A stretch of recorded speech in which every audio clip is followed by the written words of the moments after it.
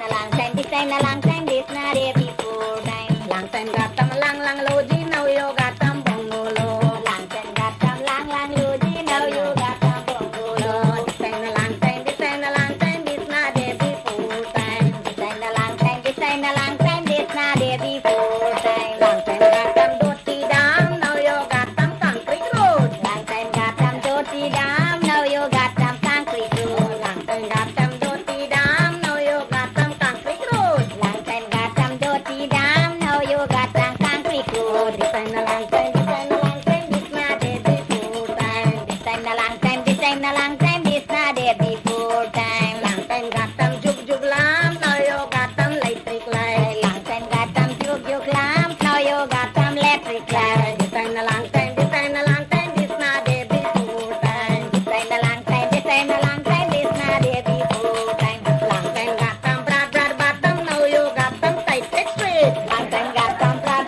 bottom, now you got them tight straight. Long time got them broad bottom, now you got them tight straight. Long time got them broad bottom, now you got them tight straight. This time a long time, this time a long time, this not there before time. This time a long time, this time a long time, this not there before time. Long time got them broad churia, now you got them bamboo jai. Long time got them broad churia, now you got them bamboo jai. Long time got them broad churia, now you got them bamboo jai. Long time got them broad churia, now you got them bamboo jai. This time a long time, this time a long time, this not there before time. This time a long time, this time a long time, this not there before time. Long time full and bucket water, now you got them overhead. Long time full and bucket water, now you got them overhead. Long time full and bucket water, now you got them overhead. Long time full and bucket water, now you got them overhead. This time a long time, this time a long time, this not there before time. This time a long time, this time a long time, this not there before time. This time a long time, this time a long time, this not there before time. This time a long time, this time a long time, this not there before time. Long time got them old man, now you got them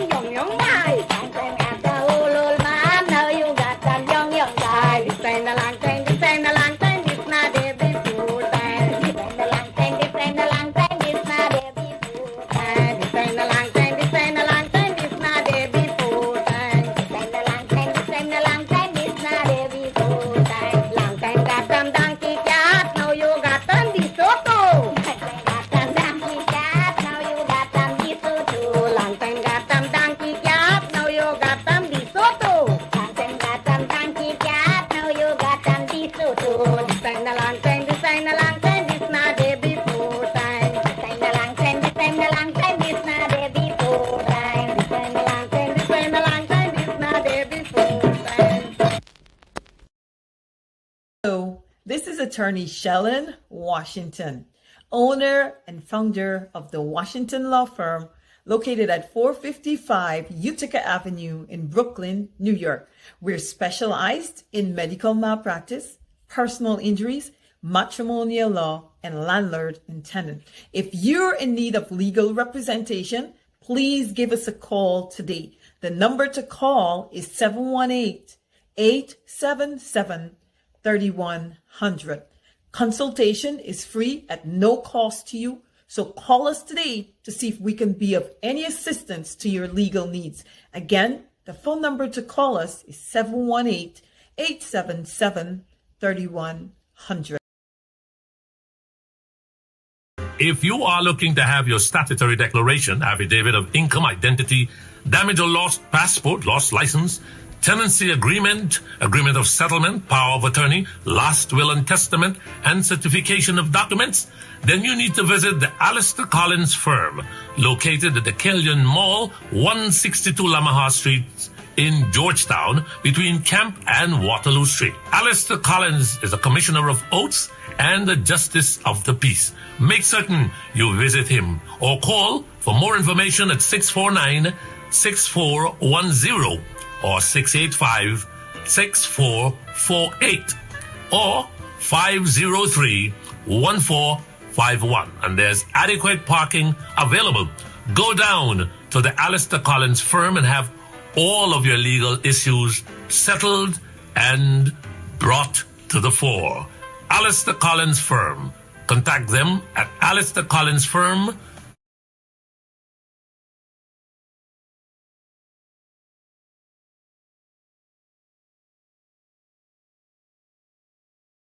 What is the difference between the ordinary thief and a political thief? Number one, the ordinary thief steals your money, your bag, your watch, and your jewelry, isn't it? But the political thief steals your future, your career, your education, your health, and your business. Number two, the hilarious part is that the ordinary thief will choose whom to rob. But you are the one who choose the political thief to rob you. Because we choose them. We vote them. We blindly say we are not blind. Who is deceiving who? The ridiculous part of the whole issue is that we will fight to defend and protect our belongings from the ordinary thief. Is it not? But we fight each other to defend and protect the political thief. Is that not what we do? Thugs will be fighting themselves to protect those that are stealing our career, stealing our joy, stealing our health, stealing our success. What a shame. What a travesty. It calls for us to think and think deep. The stage we are in as a country is not a stage where you become an onlooker. You have become an onlooker for too long. You must get ready to put your hands to the plow and be part of the process. It's not just about PVC, carry PVC. You must be in the kitchen where it is being determined. You must be there where the decisions are being made. If we are there in our numbers, they cannot outnumber us. But you leave it aloof. Oh, no, it's too dirty. It's a dirty game. And then the dirty guy is getting to the game of play. And you are there not showing up. And when they begin to make the decisions, you will know whether it's a dirty game or not. The result is always dirty on yours. Dirty on your health. Dirty on your business. Dirty on your success and your career. I hope that is stirring up something in you.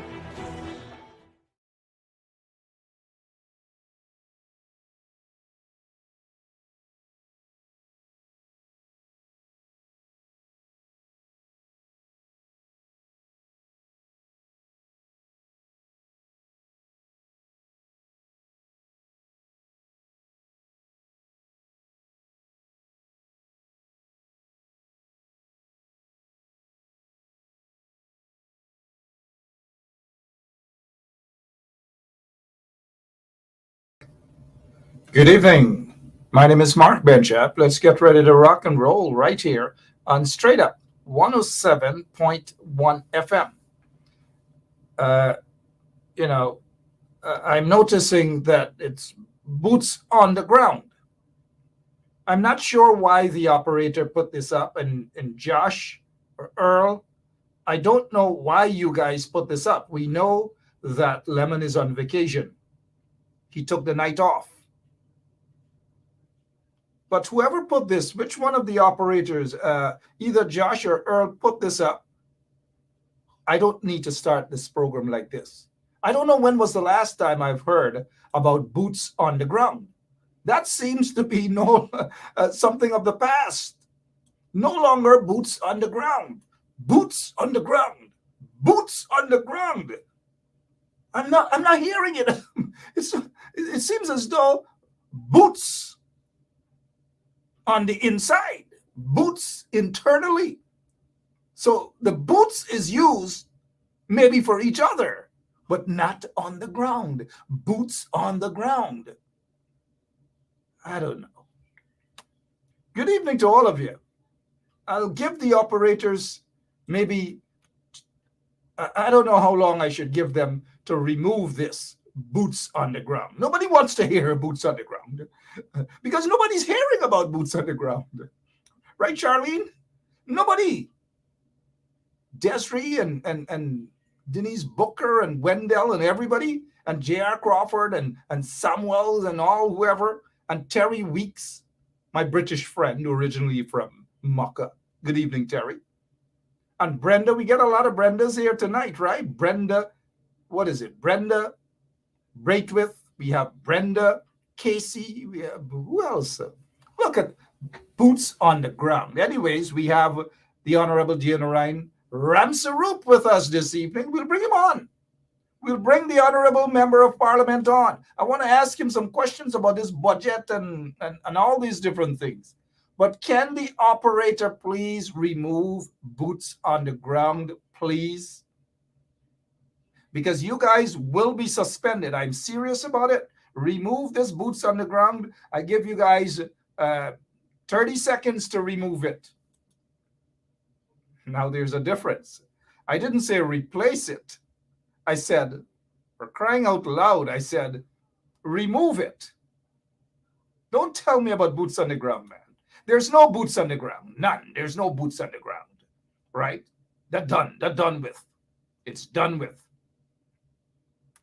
So we heard that, Sherwin, I know it's a laugh, right? Good evening to all of you guys. Now, here it is. I told you guys that Lemon got the night off. Such a lazy guy sometimes, right? Lemon got the night off. Well, how should we start off?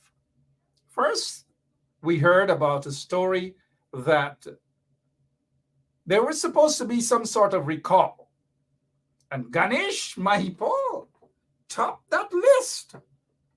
Ganesh Mahipal, one of the hardest, and look, this is my opinion, right? My opinion, that is.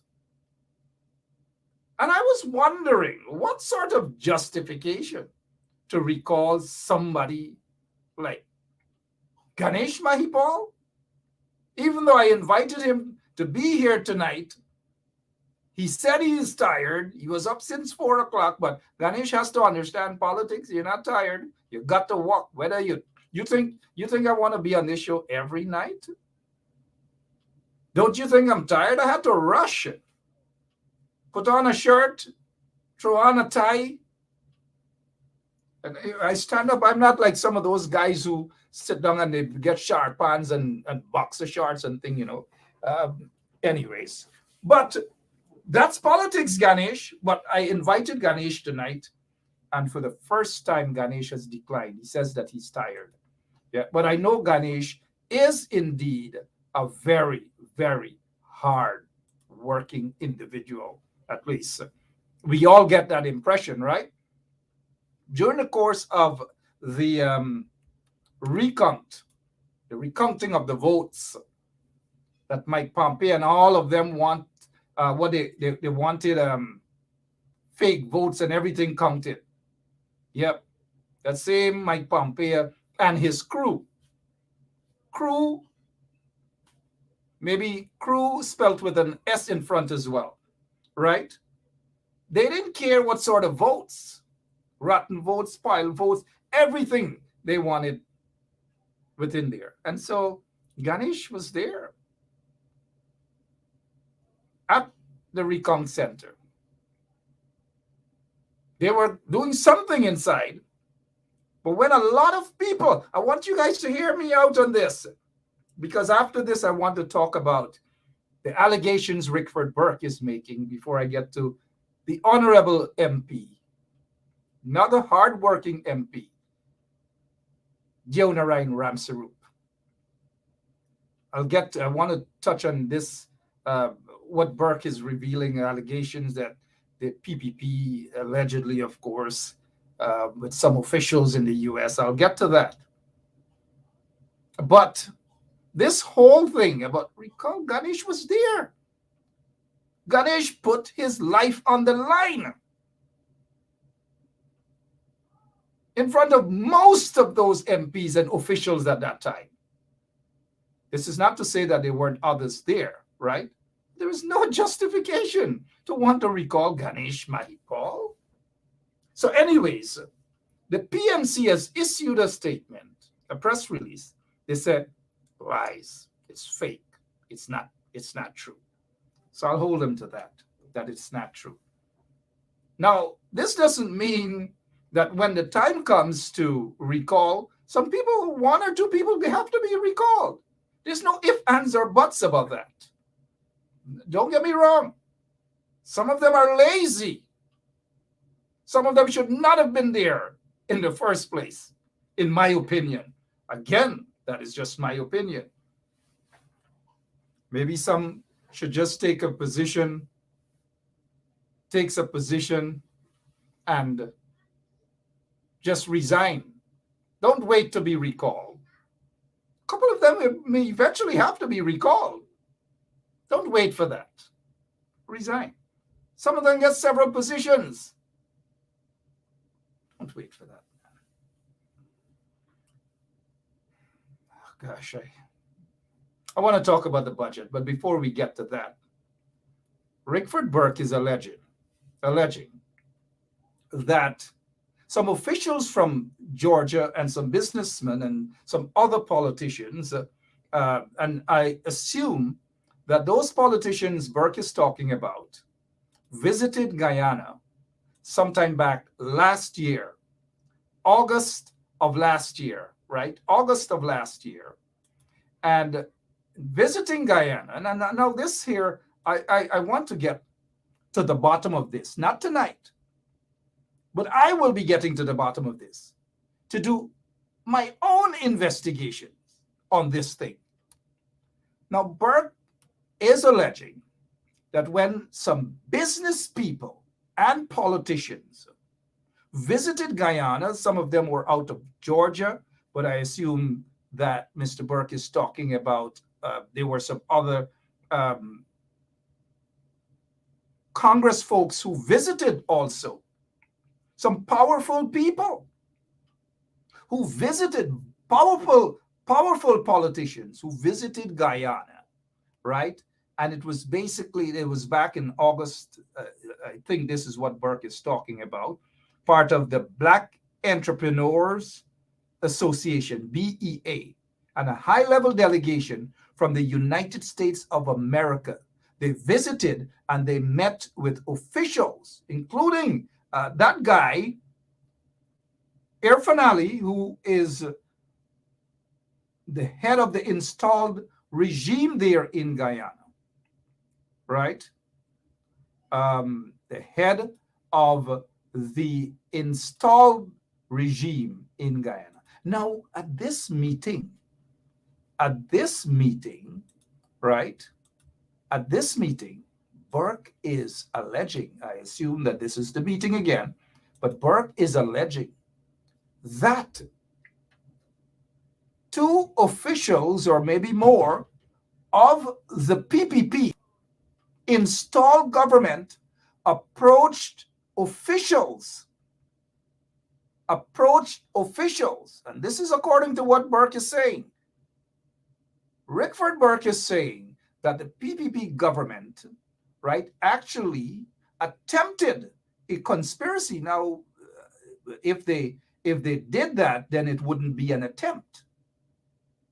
A conspiracy with Black U.S. politicians and business owners to make up false claims against Burke, to get Burke arrested.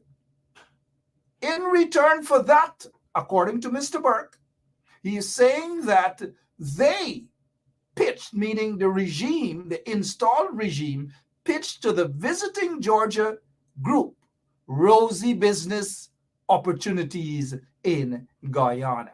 Now, this is serious. If what Mr. Burke is saying is correct, then this is serious. This warrants a massive investigations. Forget about Guyana, but elected officials in the United States of America being approached, according to Mr. Burke, by two officials in Guyana? Two officials? Now, look, I got to do the math on this. We know that the PPP, the dodo heads who are within there, I wouldn't put certain things past them. But look, we've got to do the math on this. If, in fact, that this is accurate, according to Mr. Burke, seems to suggest that he has the evidence, according to Mr. Burke, mind you. I heard him on Dr. David Hines' Political One-on-One for a few minutes this evening. But if in fact Mr. Burke is correct, that this is big story, this is big problem for the officials, one, if in fact they heard of this quote-unquote conspiracy and nothing was done, that some remain quiet or whatever, this is an investigation, assuming that Mr. Burke is correct. This is a massive investigation to have a government official, if we want to call them two government officials in a foreign country, to ask, allegedly, again, that they frame someone who resides in the United States of America, to frame an individual. That is a crime, and not just an ordinary misdemeanor. That is a big, big crime.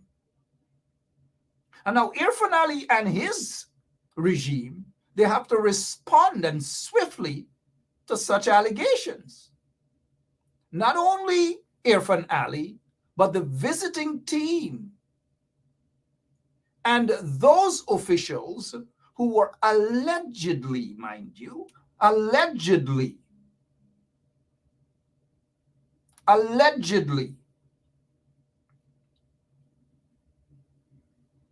they need to say something.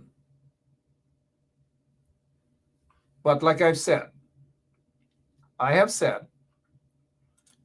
it's allegation being made by Rickford Burke.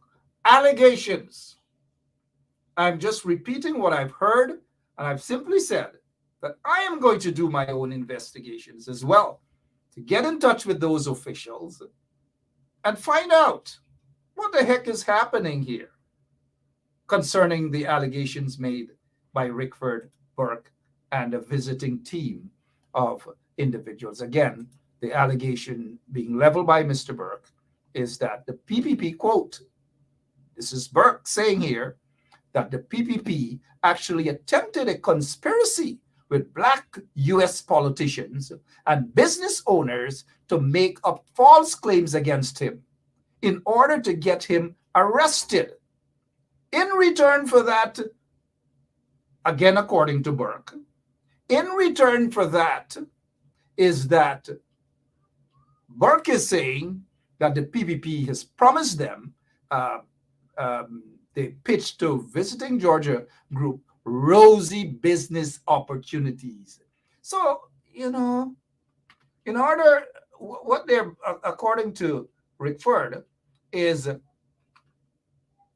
the PPP is saying that if, according to Burke again, right, that if the PPP is saying to officials, elected officials, to frame an individual who resides in the U.S., to frame that person. Now, some of them may know of Burke, some of them may not even know, or never probably even heard of Burke. But according to Burke is that, look, and this allegation is serious. The regime needs to respond, and the officials who visited Guyana that Mr. Burke is referencing need to issue a statement. That is all I'm saying. They need to issue a statement because the allegations are serious allegations.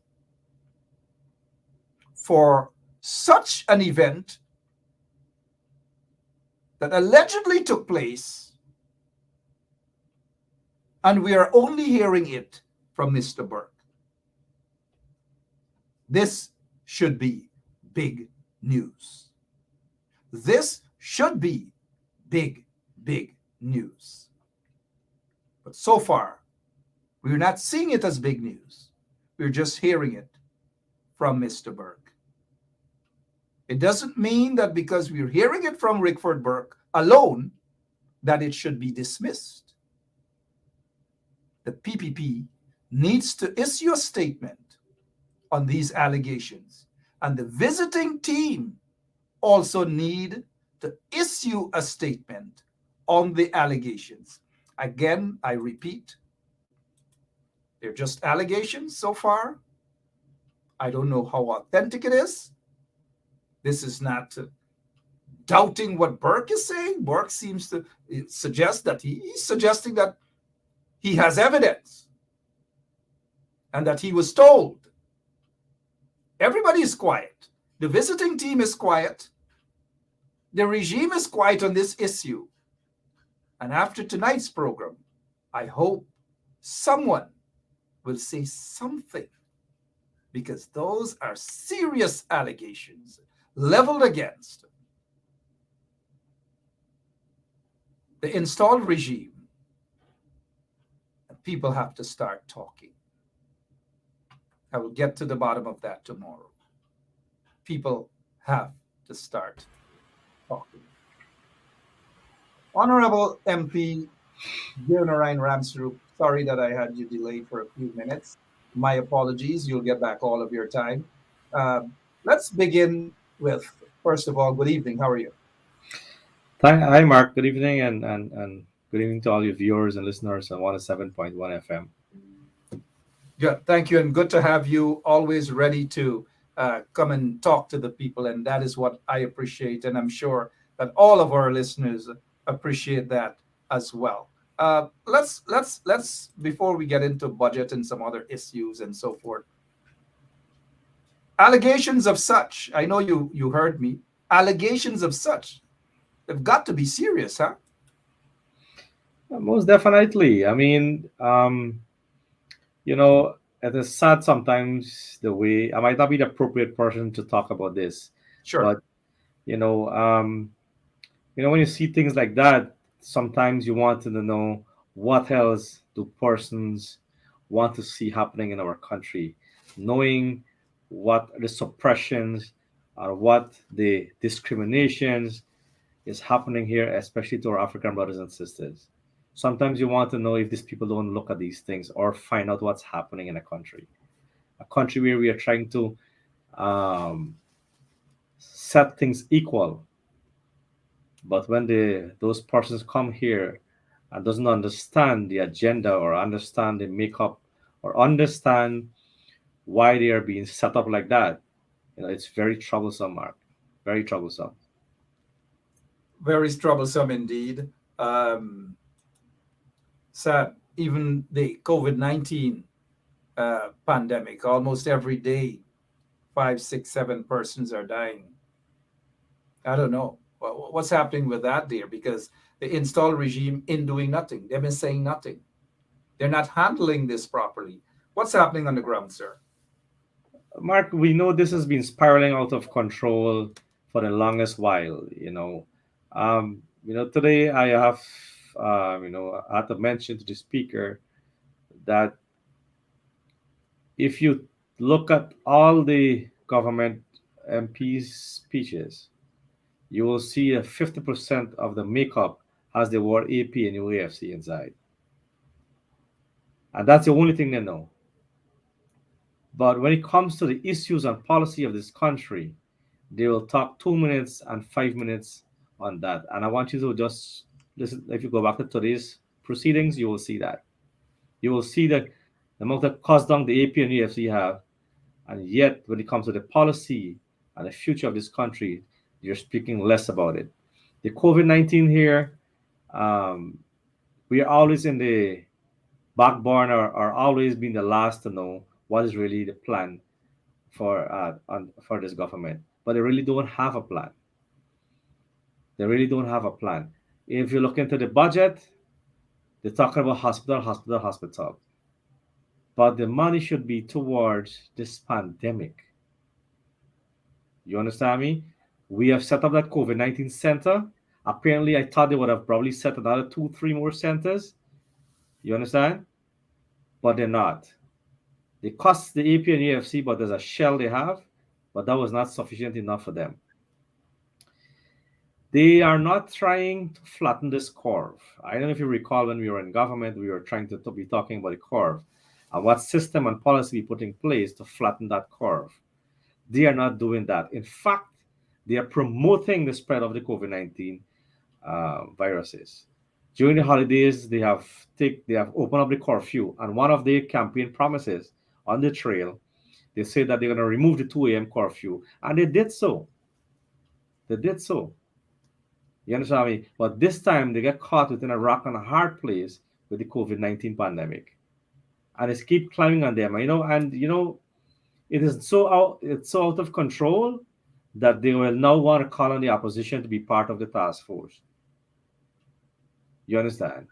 But this is what we were asking for all the time, that we have been left out of many of these policies that they are trying to implement it. But we can do it all. We can do it all. The AP and AFC can't do anything.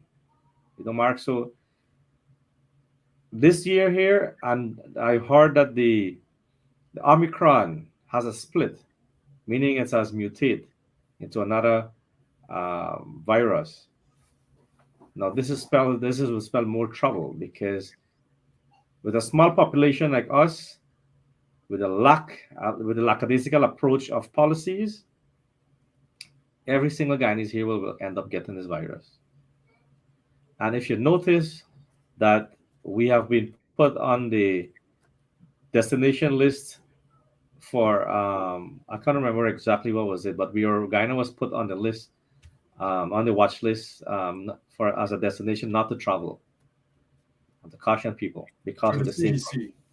Yeah, right. I think it was from the CDC list, right? Correct. So they're handling this whole thing badly. People are dying. Over 1,000+ persons have died when the coalition was kicked out of office and replaced by these corrupt individuals who, of course, had all this energy about SOPs and energy about elections petition. Now they've gone silent on SOPs. They've gone silent on elections petition. In fact, they're running from the elections petition. They don't want it to be heard. Obviously, we all know why, right? But when the coalition, just before they were kicked out of office, guess what? About 23 or 24 persons died as a result of the COVID-19 virus. The PPP regime has totally mishandled that entire situation. They have refused to have a bipartisan approach in terms of a makeup of the CDC there in Guyana, to involve opposition members as well. They just don't want anything, and like you rightly said, anything at all, no input from the opposition. Meanwhile, hundreds of people are dying out. And guess who's responsible for that? Irfan Ali and his crew, who refused to get proper help, who refused to have a bipartisan approach on combating this coronavirus situation that has gotten out of hand. Today, they've issued a release. He's speaking, Mark, about the one Guyana. He's speaking about the one Guyana. And that is just one example you put on tonight's program, the COVID-19. And he's speaking about one Guyana. Where is the one Guyana in that? When you don't want to be a bipartisan in this issue. We have stated in Parliament at the very beginning that we will treat this as a national issue, not a political issue. Likewise, the same when the border controversy with Venezuela. We said we put that as a national issue. They weren't concerned. They're not concerned about national issue, Honorable MP. They're not. This whole thing about one Guyana, it's just a fake. It's a facade. It's a political gimmick to make it appear, and it is just there for the outside folks, the international people, to see that yes, these people are talking about one Guyana. There's a one Guyana. There's no evidence on the ground that there is this one Guyana. Guyana has always been a one Guyana, so to speak, with our coat of arms. I think what it says, one people, one nation, one destiny. But these guys in the installed regime come with this political gimmick, this nonsense, but one Guyana. Walk the streets and ask people if this is a one Guyana. Majority of the people will say no. One Guyana for these people simply means that only a bunch of them, a couple of them, that is, whether through the private sector commission or within the installed regime and their friends and relatives and cronies, they're the ones who are one Guyana because they're the ones who are benefiting from taxpayers' sweat and hard work and taxpayers' money. Go ahead, Mr. MP. Yeah, definitely, Mark. I mean, if you look at the way that they are managing and governing this country, it is very, very poor. We are going to be on a verge of a tipping point to collapse. You know, we have seen a continued absence of dialogue between the government and the opposition. We have seen high level of dysfunction within the parliament. You understand me? We have seen suppression of freedom of speech. Recently, we see that Sherrod got called up and got held by the CID for freedom of speech. You know, people want to sit in public office and do whatever they want to do and want to get away with murder and don't want people to call it out. You understand? We have seen a heightened sense of the big brother, that is the police force. You understand me? When they went and brutally murder Mr. Oren Boston in Esquivel, we have seen the public procurement rules. The public procurement rules are being breached.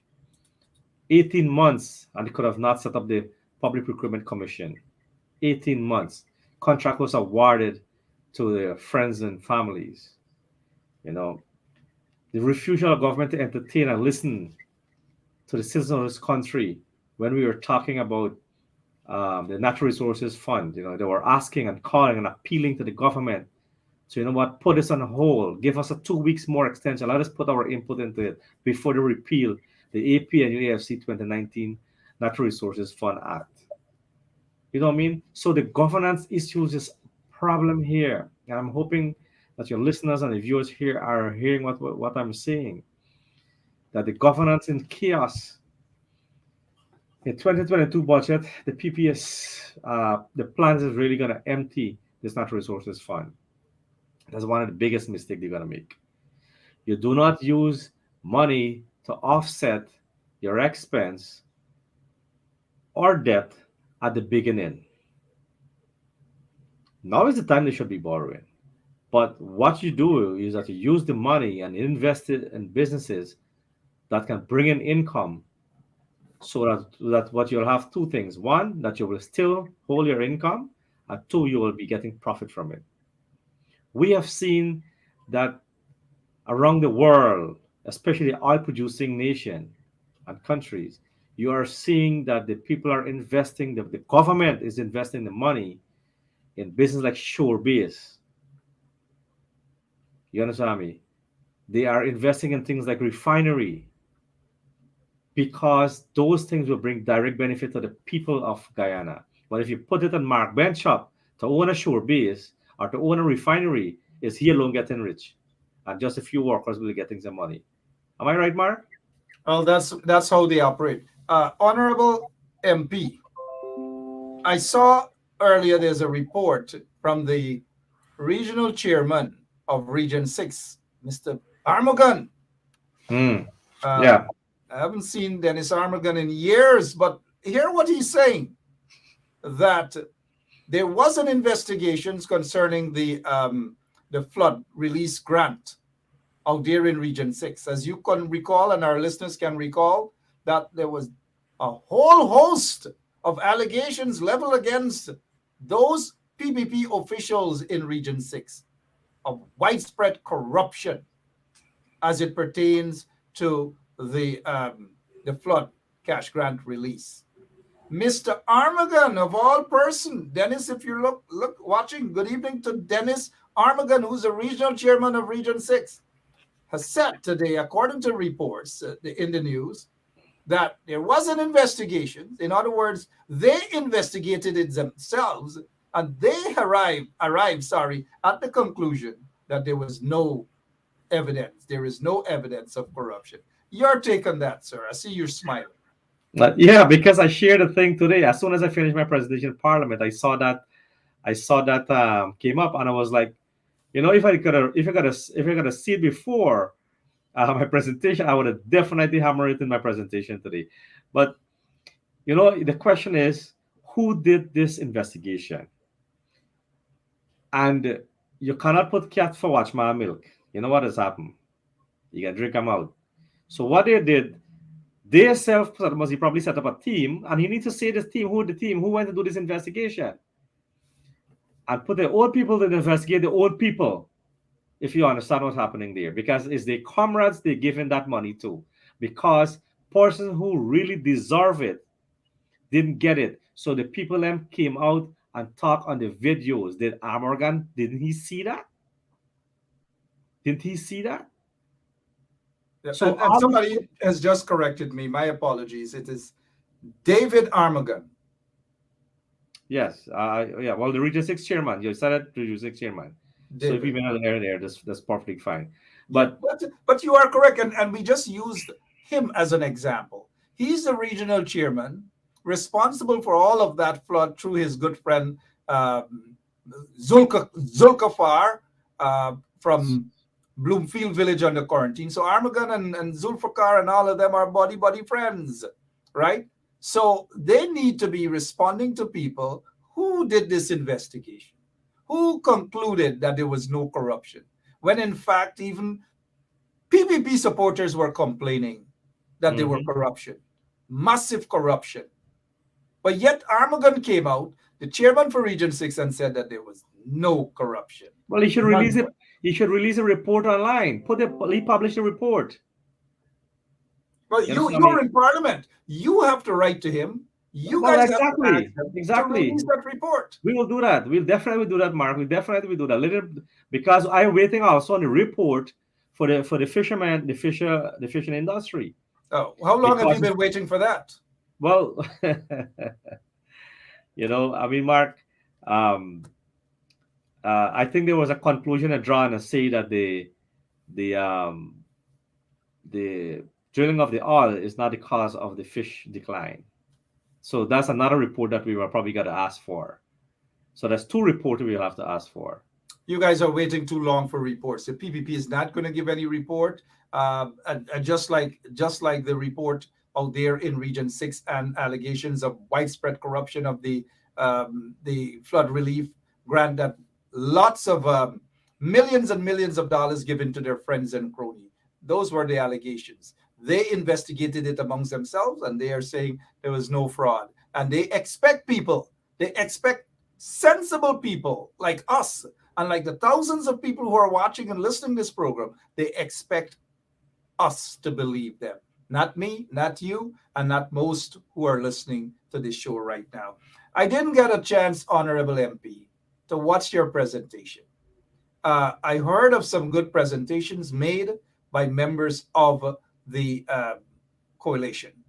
But I did for a couple of minutes, and I don't want folks to think that Ganesh is my favorite.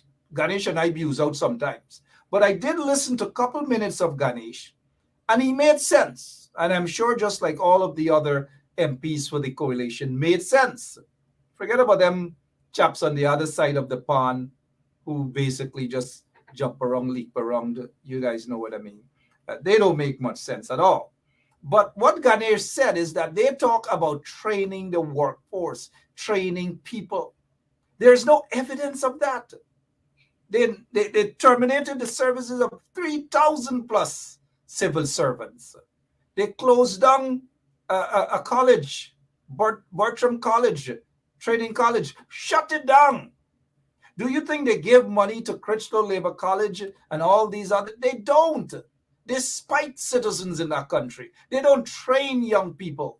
They shut down every single thing because of spite, because of vindictiveness, because of, I would go as far as to say, possibly racism. I don't know, Honorable MP, but I didn't get a chance to listen to, like I've said, your presentation. But what was your presentation about for those who haven't seen it? But Mark, I've just mentioned the governance issues that we had, that I was talking about in terms of the way that they're governing the country. I also spoke about I spoke about the decline of the certain sectors, important sectors in Guyana. We have seen the gold decline by 14.8%, rice by 16.1%, sugar by 34.7%, and that is really where the money has been wasted. Because if you're gonna, we already pumped $26 billion in this industry, and it's declined by 34.7%. They have revised the target for the industry, of the sugar industry. And when we were talking about right sizing that industry, they say we want to close down the sugar industry. But now they understand what we were saying, but they've put it in a different term. We have heard that the vice president clearly state that there will be no definite timeline of reopening of the sugar industry. We have seen in the page of the Infant Ali page, Facebook page, that a big factory will be set up in the Enmore, where will be employ hundreds of people there. That clearly tell you, Mark, that they will shut down the entire industry. There's not going to be any reopening. They're just fooling people. So that's what they went in Barbies. We are ready, and I want to make this quite clear. Those severed sugar workers, we pay them the money that they deserve. Some can collect $2 million, $3 million, over $1.5 million. But they went back and gave them $250,000. I have no issue with that. But make it cross the board. What happened to the public servant? You understand? What happened to the public servant? And you know, the guy showering, you are absolutely right. I missed that important one in my presentation.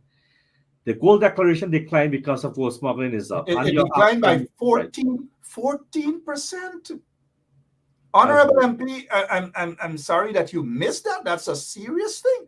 Declined by 14%. It simply means, and I agree with Sherwin as well, it simply means that somebody is smuggling the gold, or persons, maybe the private sector commission can tell us what's going on here. Somebody is smuggling the gold out of Guyana. Continue, Honorable MP. Yes, so those decline in the sector is what I really put within my presentation. I spoke about forestry, on the matter of forestry. You know, I tried to compare what has been given to the sugar industry, $6 billion, but nothing given to the forestry sector operators. And the forestry sector operator is the one that helped to contribute towards the deforestation rate in Guyana. They have helped to maintain that by practicing sustainable forest management.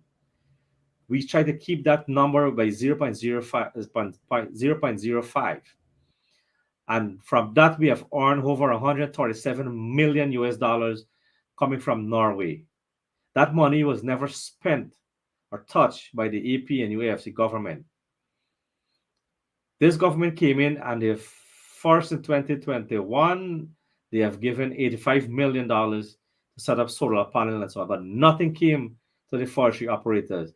And we all know that the forestry sector is the one, at one time, was the highest or the biggest contributor to foreign exchange in Guyana. It still, however, contribute around 3.5 to 4.5% of the GDP in Guyana. We are not going to climb out because of the log export policy that we put in place, but we still need a job. We put $6 billion into an industry that is failing. That will be 26 plus 6. And we have put zero money into the forestry sector, $0. That's the operator. All we were asking for is a revolving fund. A revolving fund. I said $2 billion into the revolving fund, whereby at a lower interest rate. We're not asking this for free, you know. What we are saying is that you put a $2 billion in this revolving fund, and so that the operators can borrow that at a low interest, and the money goes back there. And then recirculated, the revolving like that. That's why we call it a revolving fund. I spoke about the national forest inventory. Now, when we designed this national forest inventory from the private sector standpoint, it was designed to help the stakeholders ease the cost of doing inventory, 100% inventory. Each block costs about 400,000 Guyana dollars. They spent $250 million on this national forest inventory. If I estimated 300 blocks per year by all the large concessions in this country, it's going to cost us $120 million to just do this inventory. An inventory that will tell you exactly the status of deforestation and the species and so on that is within this concession, so that you can use it for marketing your product. You can use it for calculating the deforestation rate, which is used by the government. So why that money, the $250 million, is spent on a national forest inventory that doesn't make fully sense or any benefit to the private sector stakeholder, that we could have got 2 years of inventory done. 2 years.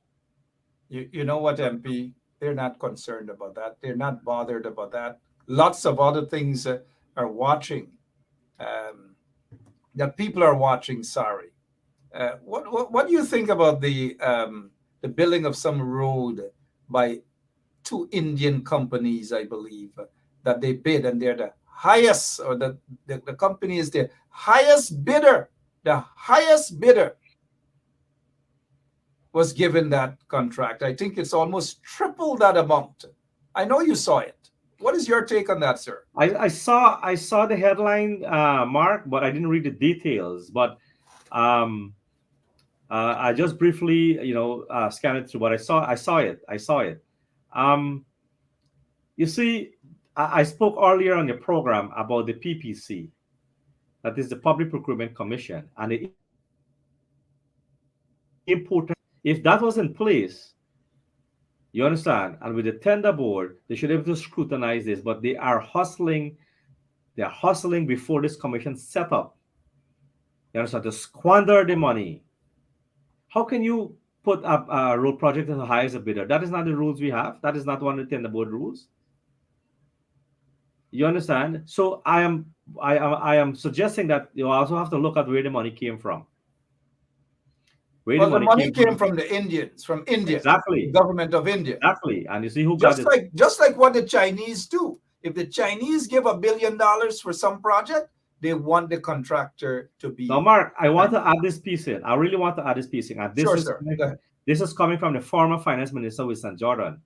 And I recall in our first budget, he was giving us a bit of synopsis, because we were questioning him about all these projects and the Indian government that was given to Guyana. But the reasons why they could not strike a deal, all this thing about approve, they wanted to bring their people to do this project. And the AP and the AFC government said, no, it can't happen. Not because you put and lend us this money means that you have to get the first priorities of doing this contract. That is not fair.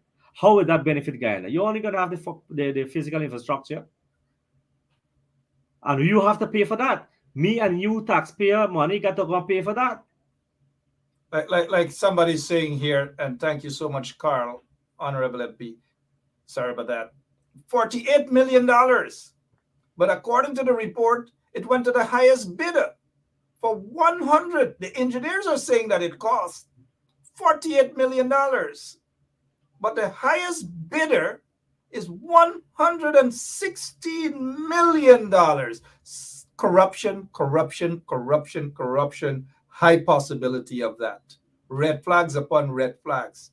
I don't know, Honorable MP, I don't know how you guys sit there in Parliament and get to watch those folks. I'm sure in watching those folks on the other side of the bench, you're seeing a big fence-like, looking like Camp Street, and like you're looking in and you're seeing them behind bars. Exactly. I could just imagine how you guys feel. Exactly. Continue, sir.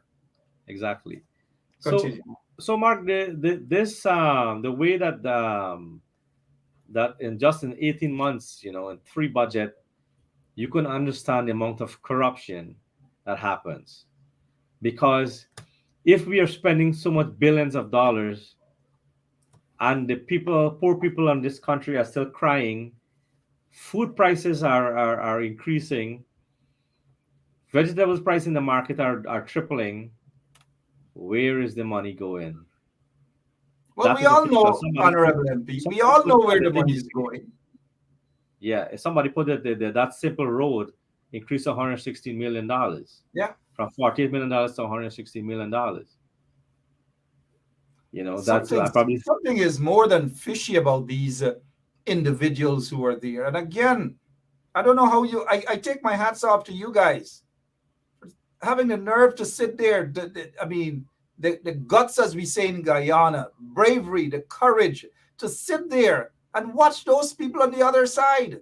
And then they get up and they, like one of them in particular, whenever there's a cigar not in that person's mouth, always seems to talk about, they're decent, they're nice. Those people are, gosh, the perception out there of them, the perception is that they are bluffs, they are undemocratic, they are corrupt. That is the perception, mind you.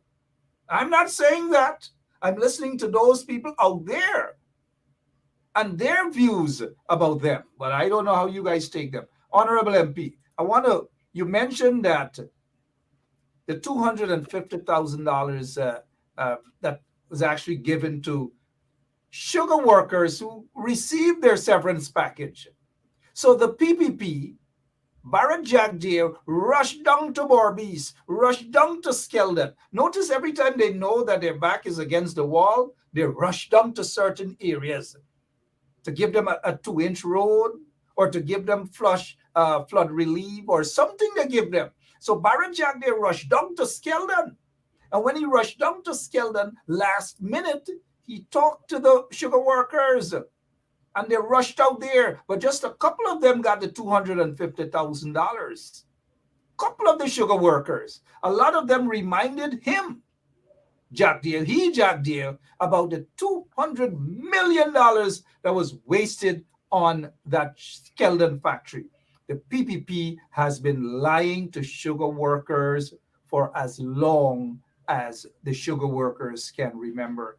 Before we get back to you, Honorable MP, you did say sugar workers. Let me remind you, sir, with all due respect, it wasn't sugar workers.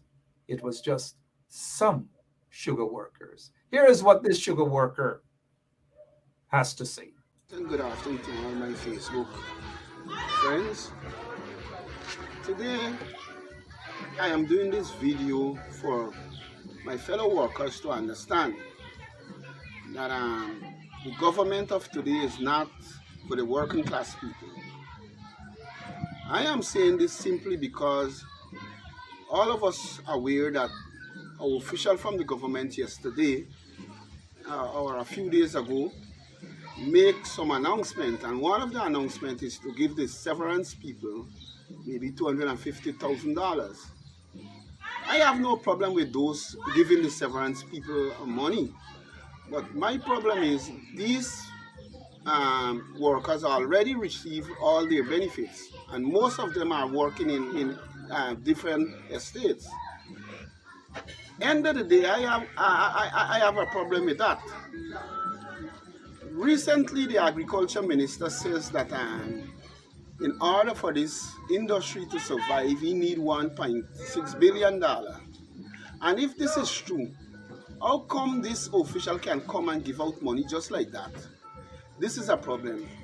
Mind you, we at Albion, our estate were under flood condition. Tremendously, workers are suffering at Albion. We can't earn as we ought to.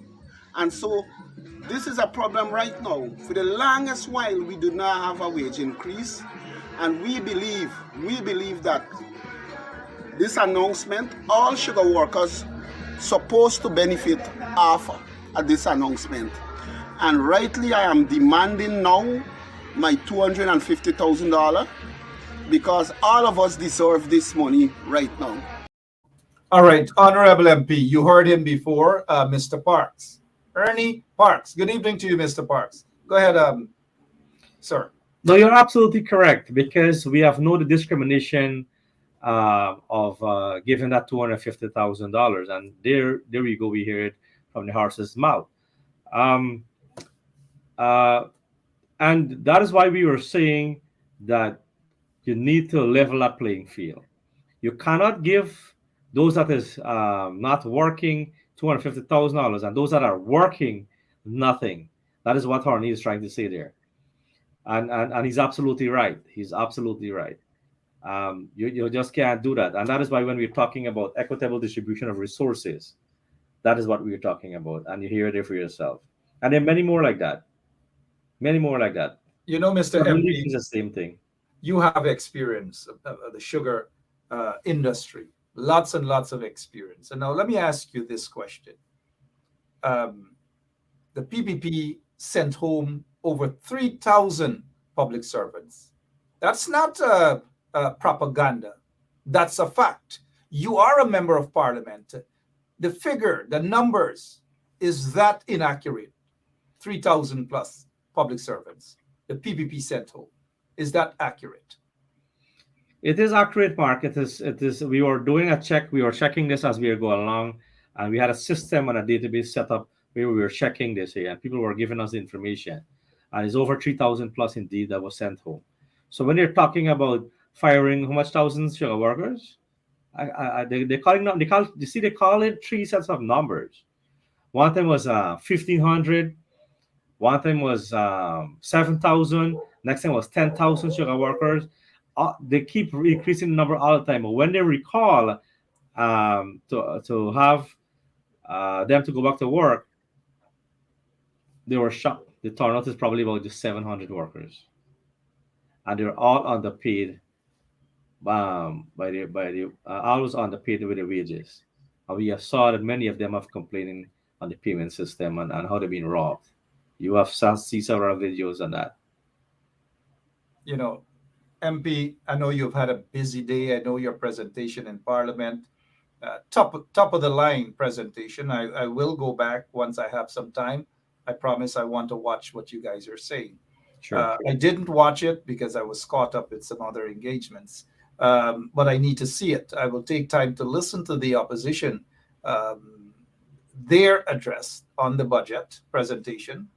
I wouldn't waste my time with listening to those other folks on the other side. It makes no sense, because what you'll get is political gimmicks, propaganda, and so forth. 90% of their speeches like that, Mark. 80-90%. Propaganda.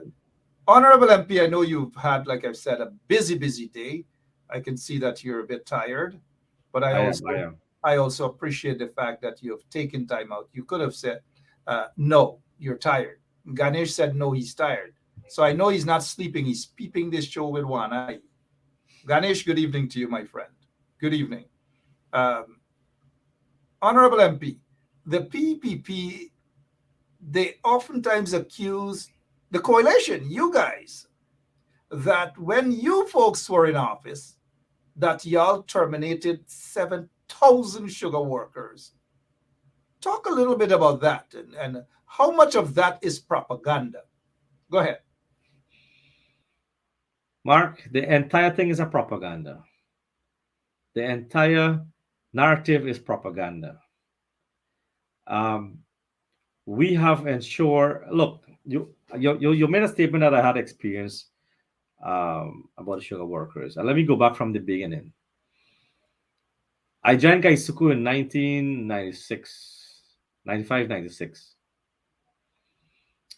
And each sugar workers at that time did not only cut cane or plant cane or fertilize or spray or weed. They had other businesses. 90% of them had other businesses. Either a shop, either a garden, either cattle farming, rearing, some other means of income. And it was improving year by year by year. And many of them have sent the children and the grandchildren to get higher education because they don't want them to go cut cane. So when you're talking about firing 7,000 sugar workers or 10,000 sugar workers or 3,000 sugar workers, they are all propaganda. In 2015, there were not much you can do. We realized that the human resource capital was important. But we have spent over 50 something billion dollars during a period of time in Gaisaku. Over 50 something billion dollars we have spent. And we have done an extensive study to ensure that we got it right. And that is why when you heard me speaking about right sizing of the sugar industry, if the GAU, they did a little report and submitted to us, and they know that the sugar could have never been profitable, that we had to put it in a size that we can able to manage it. The demand for sugar in the world is decreasing. We had to come up with a system whereby you right size it and you're trying to start to incorporate diversification. And we knew that we were bringing the oil and gas on board. So we wanted to ensure that the sugar workers, children and grandchildren, that they benefit from it. And we encourage them and to get involved in entrepreneurship, skills training, and all these things and so on. That is what we were doing. So the 7,000 sugar workers, let they go and deploy them now and see how much they will get. People don't want to go back to the sugar industry. People that know this cutting cane is a very hard thing. As soon as the sugar cane, our workers cut cane from 4 in the morning, they go out to the work site. They come back 10 o'clock or 11 o'clock in the day. They gotta do something else. That's why I'm saying, other than cutting cane, they had other means of income. So don't come and tell we here that people are starving and all these things. We pay those severed sugar workers.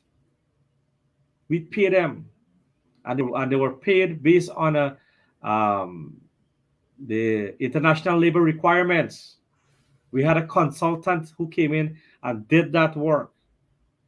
So any decision that we made, we were doing the feasibility study of each one of these policy decisions that we are making. And you know what? The PP complained that, oh, we're only doing studies and studies. You could have heard the tourism minister today. Let's go back and look at our speech, Mark. She's talking about our 2050 manifesto. Who's the Minister of Tourism? Onishwa Waldron. Okay, wasn't she the one who, according to reports, denied that she said she renounced her citizenship, U.S. citizenship, when in fact she didn't? Absolutely. Wasn't that being dishonest? When she claimed that she did, and she's a lawyer, and she claimed that afterwards, after she got caught, she claimed that she thought that after submitting your application, that automatically, now she is supposed to be a lawyer. Now, you're saying that you're quoting her tonight that I must go back and look what she has to say in her budget presentation. Honorable, don't do that to me, please. Don't do that to me, sir. Don't do that to me, please, sir. It was in reference. It was in reference to what our policy that we laid out in 2015.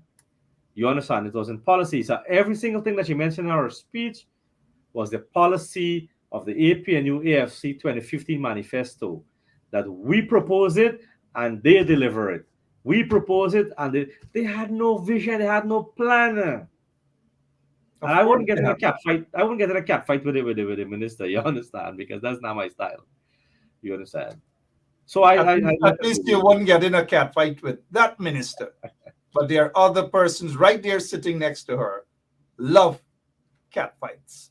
Now, I know you've had a rough day, and I thank you so much. I thank all of you guys for what you're doing, and I will at some time take a look at the presentations made. So I will definitely take a look at that.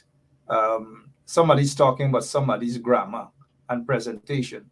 If they want to talk about people's grammar, this is what we say.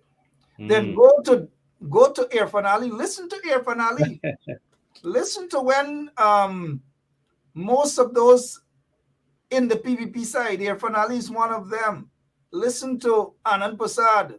Listen to them. Listen to all of them. Well, I thought he was reading at that announcement, so I don't know if you I just said I'm not gonna put you on the spot to go back and listen to those things because I thought he was reading at that announcement, but it's okay, you know. All right. Somebody is putting us in our place here. Talat Ishak. Talat Ishak said, when you pay them half money going to layers. Honorable MP, look, before you go, man, I don't know. But thanks, Look, Mark, before I go, you know, Sure. They want to get into politics and get into thing, and they can't even write properly. That's why sometimes I just bring the language of Rahi for them. My final word in my speech, you know what I said? When I was talking about the one Guyana? Yeah. Takam and Duam are two different things. And now let me break that down for people like Brenda and GT Rude Girl and Desiree and Denise Book and Rita and thing. Let me break that down for them. Repeat it again, Honorable MP. Takam and Duam? Takam and Duam are two different things. Let me see how many of them understand this. Takam and Duam are two different things. Takam and Duam are two different things. Mean that you could talk much, you could rattle, but when it comes for you to do it, you just don't do it. You just can't do it. Takam and Duam are two different things, right? And I want to, before I allow you for your closing remarks, I'm glad that you brought that up. It takes me back to this. Boots on the ground. Takam and Duam are two different things. Takam and Duam are two different things. Honorable MP, I hope you guys would ask this question here. What is the terms of financing with the Indian Exim Bank on the India-funded Ogle to Eccles 4-lane highway? They are hiding the terms of reference from the people. Please, you guys in Parliament, try to get the terms of reference from that Indian Exim Bank. Get it, sir. Your closing remarks, please, Honorable MP. Thank you, Mark. And I want to encourage all your viewers and listeners on 107.1 FM. You know, when you guys come on this program, you need to share this live stream. You need to ensure, because it's very important. We do serious business here on 107.1 FM. I'm encouraging you to continue to listen to our budget presentation, because you're going to see exactly, as opposition members, we do not talk political gimmicks. We do our research, we do our fact check, and we do our presentation. When it comes to political talk, we know when to talk political talk. We were giving, I want you to know this, and every one of you to know this, that we were giving 2 working days to examine that budget, to prepare for our budget debate. 2 working days, when the minimum is supposed to be 7. So did you guys demand the other 5 as opposed to what you were given? And so you guys accepted that? Mark, when you demand or not demand, you know when you get the 1 seat in the Parliament, what will happen. You know when you have I mentioned at one of the governments, the dysfunctional trust in Parliament. I just mentioned that on your program. When you have that, you understand me, you cannot get much as you expected. But what you have to prepare to do, as your rifle say, if we don't have to sleep for 2 nights, we will not sleep for 2 nights. And that's the reason why I'm tired and Ganesh is tired. You know, Honorable MP, I know that you're tired, and thank you so much for your time. Give my regard to some of your colleagues. Tell some of them we miss them on Straight Up. They all know that I'm here tonight with you. Believe me, I already sent it out. They already know that. They know. Thank you, Mark. Thank you so much. Give my regards to your family. You guys continue to stay safe, sir. And thanks for all that you guys do. I know it's not easy. I know there are times that you guys get a little licking and stuff. Licks, that is. Sorry, I don't want to have some of your colleagues on the other side of the bench to hear such a word that sometimes you guys take your licks, that is. I meant licks and not licking, from me. But I really do appreciate what you guys do. We all do appreciate what you guys do. It's not easy standing up against an installed, corrupt PPP regime. It's not easy, sir. More can be done. More should be done. and I am positive that more will be done. Thank you so much, sir. Appreciate it. Thank you, Mark. Thank you very much. Thank you. Yeah. That's the Honorable MP, MP Ramsaru, representing the APNU AFC coalition. And again, hoping that they will, in this installed regime, answer this question about the Indian Exim Bank on the India-funded Ogle to Eccles 4-lane highway. The highway, according to engineers, cost somewhere around $48 million. But guess what? The Indian company, the highest bidder, won the contract for $116 million. $116 million. I don't know. Maybe some of you guys can come closer to your radio, to your phones, or to your computer. As I say this, something smells fishy.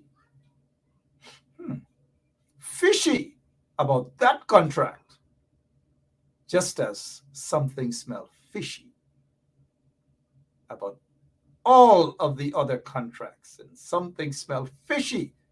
Mr. David Armagon out there on the current team, fishy about what he said, that there was some sort of investigations, and the conclusion is basically that there was no corruption with the flood relief grants. When ordinary folks, when even PPP supporters are crying and still are crying about widespread corruption with that flood relief grant. Come again, Mr. Armagon. Come again.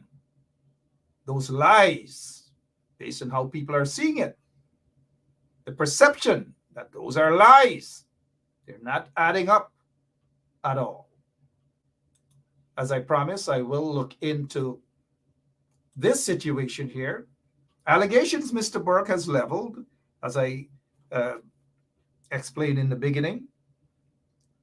Mr. Burke is alleging that officials, business people from Georgia and other parts of the United States, including politicians, visited Guyana, and according to Rickford Burke, according to Rickford Burke, that two officials of the PPP approached senior government officials of the United States of America, elected officials, and business people from the US, according to Rickford Burke. Two officials, PPP officials, asked that some members of the visiting team should frame up something against Rickford Burke so that he can be charged, arrested and charged. That is according to Rickford Burke. If it is true, then this ought to be a massive investigations. If it is true, and those two officials, according to Mr. Burke again, if it is true, and those two officials are identified to be part or as part of this situation, if it is true, it is a criminal act. If, again, I repeat, if it is true. Now, Mr. Burke has to present the evidence. I hope these people will issue a statement, and very soon as my eyes open, I'm getting in touch with these people. Forget about these in the installed regime. They have to issue something quickly. And I hope Mr. Burke has his evidence. I hope so. I hope so, because I will get to the bottom of this situation. It is a crime. And those two officials, if it is true and they are identified, then They should be swift visa revocation. Visas revocation. Their visas must be revoked with immediate effect. As soon as my eyes open tomorrow morning, God's blessings. I'm going straight after this particular story. Again, I want to repeat all that I've just said there as it pertains to those individuals are allegations, mind you, allegations leveled by Mr. Rickford Burke that ought to be investigated. My name is Mark Benshap. Don't forget, tomorrow morning, right here on 107.1 FM, we have Gabriella Patram and her show, the mid-morning show, along with DJ Selector Andre and the crew, Earl and Josh. My name is Mark Benshap, and I thank you all for listening to the program this evening. I will be back tomorrow. Same place, same time. God bless you all.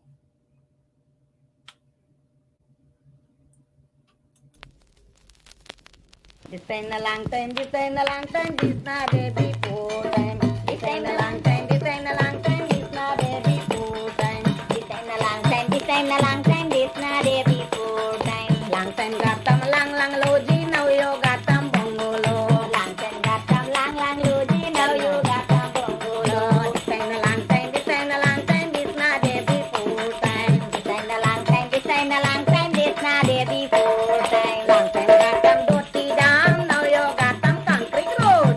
Hello, this is attorney Shellen Washington, owner and founder of the Washington Law Firm located at 455 Utica Avenue in Brooklyn, New York.